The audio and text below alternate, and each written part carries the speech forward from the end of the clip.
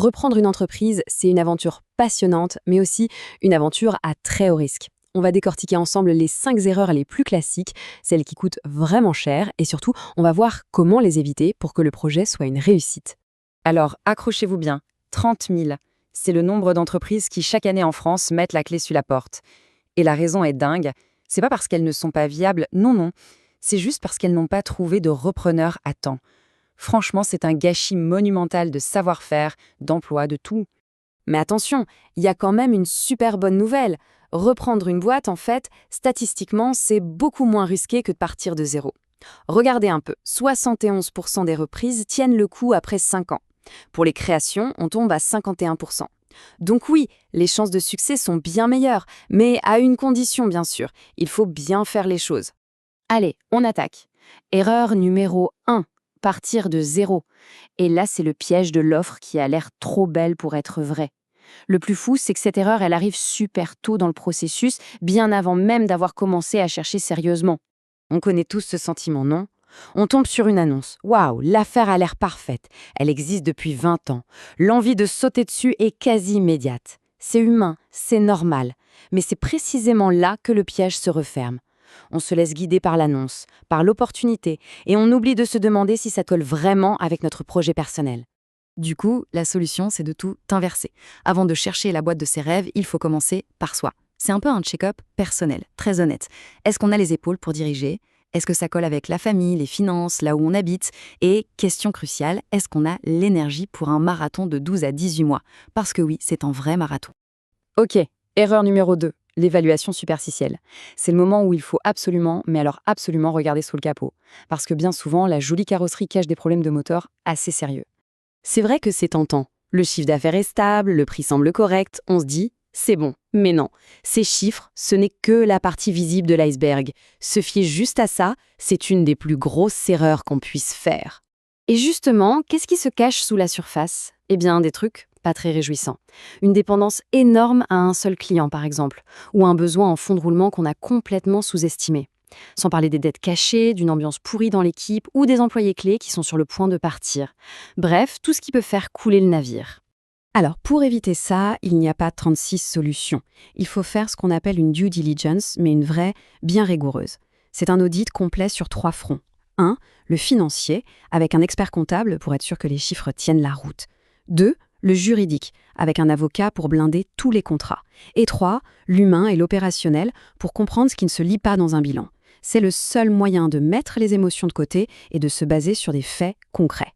Bon, on a trouvé la cible parfaite, on a tout vérifié. On pourrait croire que le plus dur est fait. Et pourtant, c'est maintenant qu'on aborde l'erreur numéro 3, le financement fragile. C'est souvent à cette étape que les projets, même les plus beaux, s'écroulent comme un château de cartes. Quand on regarde comment les reprises sont financées, on voit souvent un duo classique, apport personnel et prêt bancaire. C'est la base, d'accord ? Mais un plan de financement vraiment solide, vraiment malin, ça va bien au-delà de ça. La clé, c'est de savoir jongler avec plusieurs sources de financement. Et là, on a toute une palette d'outils. L'apport personnel, bien sûr, ça montre qu'on y croit. Le prêt d'honneur, c'est génial parce que c'est souvent sans intérêt et ça rassure énormément les banques. Mais alors, le levier qui peut tout changer, c'est le crédit vendeur. Si le vendeur accepte d'être payé en plusieurs fois, c'est le signal ultime pour les banques. Ça veut dire qu'il a confiance dans le projet et dans son repreneur. On entre maintenant dans le sprint final. Et là, il y a 2 erreurs en une, si on peut dire, la négociation et les 100 premiers jours. 2 moments super critiques. On commence tout de suite par l'erreur numéro 4, la négo. Le piège classique, c'est de voir la négociation comme un combat, un bras de fer où il doit y avoir un gagnant et un perdant. Vouloir négocier tout seul pour gratter quelques milliers d'euros, franchement, c'est une fausse bonne idée. On risque d'oublier des points cruciaux et surtout de se fâcher avec le vendeur. Et ça, c'est la pire chose à faire quand on a besoin de lui pour une bonne passation. D'ailleurs, un point absolument clé dans une négociation bien menée, c'est la GAP, la garantie d'actifs et de passifs. C'est quoi ce truc ? En gros, c'est une sorte d'assurance. Ça protège contre les mauvaises surprises, les fameux cadavres dans le placard, un vieux contrôle fiscal qui ressort, un litige qu'on n'avait pas vu. Bref, c'est indispensable. Bon, l'acte est signé, on respire, on se dit « ouf, le plus dur est derrière nous ». Et c'est un soulagement tout à fait normal. Sauf que, en réalité, c'est là que tout commence. Le vrai défi l'est maintenant. Et voilà l'erreur numéro 5. complètement sous-estimé les 100 premiers jours. Il faut bien comprendre un truc. La légitimité de nouveaux patrons, elle ne vient pas avec la signature. Elle se gagne jour après jour. Et pour ça, il y a 3 règles d'or. 1. On écoute, on observe, on ne change rien tout de suite. 2. On rassure les équipes, on montre qu'on respecte leur travail. Et 3. On se fait accompagner, on ne reste pas seul dans son coin. Et pour ceux qui pensent que se faire accompagner, c'est une dépense, regardez ce chiffre.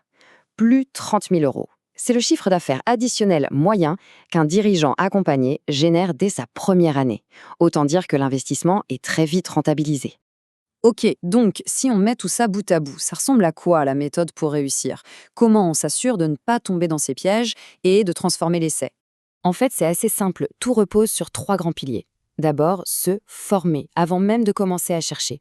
Ensuite, s'entourer d'une équipe d'experts, avocats, comptables, on ne fait pas ça tout seul.